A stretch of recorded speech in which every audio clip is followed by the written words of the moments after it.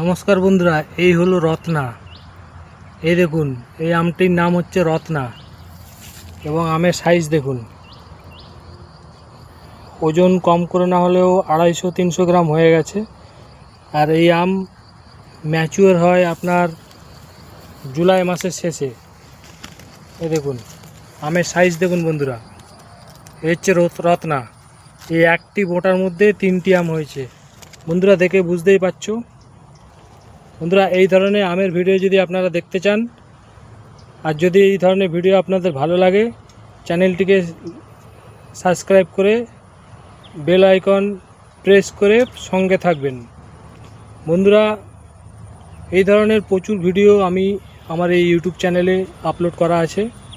যদি আপনারা দেখতে চান বিভিন্ন আমের বিভিন্ন প্রজাতির আম, তাহলে ইউটিউব চ্যানেলে গিয়ে আপনারা দেখতে পারেন।